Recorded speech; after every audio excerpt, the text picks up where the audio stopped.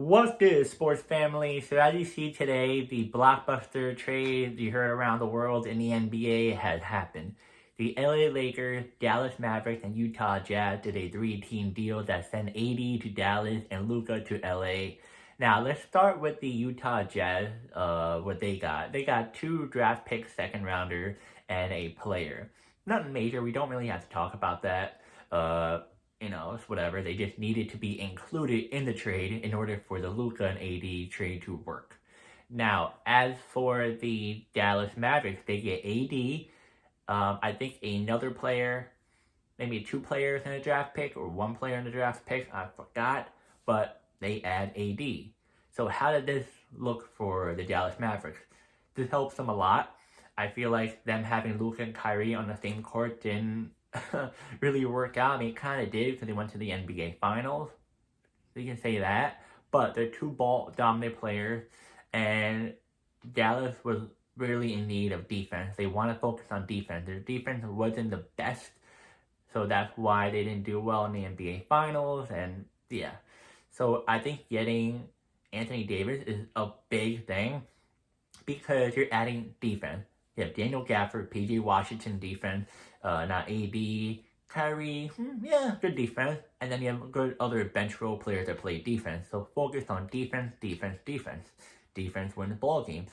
And Kyrie Irving wanted to play with AD. AD wanted to play with Kyrie. So it's pretty good, I would say. And then pretty much like they're much more of a deadly playoff team. Much more deadly playoff team. And on top of that, you have Kyrie, who has a much more open space of playing his game.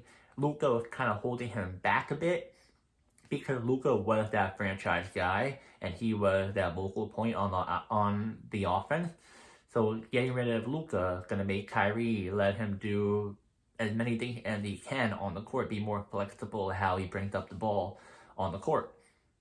So I think it's really good.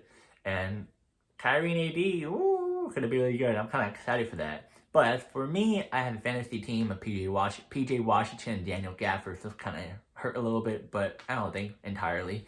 But it might hurt a little bit. But as for the LA Lakers, they get Luka Dončić.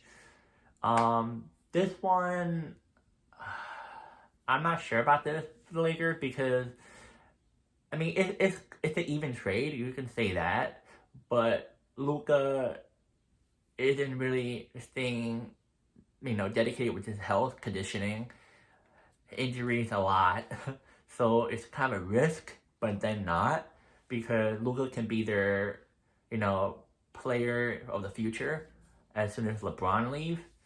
Because he's 25 years old, hasn't hit his prime yet. So if the Lakers can control his conditioning and get him, stay healthy every year, good move on them.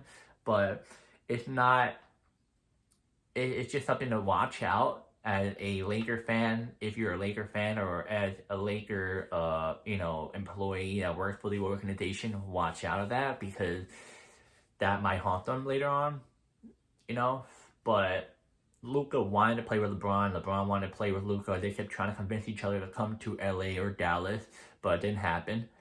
And then you got, in the past, LeBron was trying to get Luka to join his shoe deal, and Luka ended up going to Jordan Brand.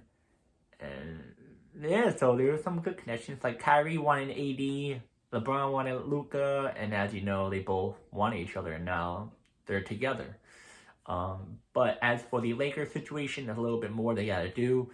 Bench isn't the best. They need a center.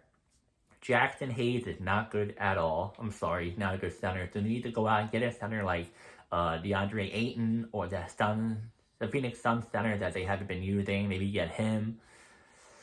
So they need to get a center. They have a couple of work to do. So we just gotta see how everything's gonna go with the Lakers. Now, as a NBA fan, as a Knicks fan, I don't care. They're in the Western Conference. They can do whatever they want.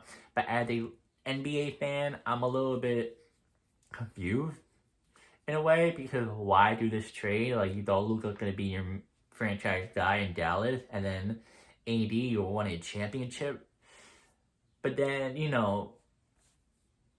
me thinking after a while, like, it kind of makes sense because Dallas knows Luka the best out of everyone in the world because they've been with him every single day for that many years since drafted him. So we just gotta wait and see. People can say the Lakers won, the Mavericks won, the Jazz won, but just gotta wait and see how everything plans out when both of them get healthy and they play on their team. That's what I would say, just wait.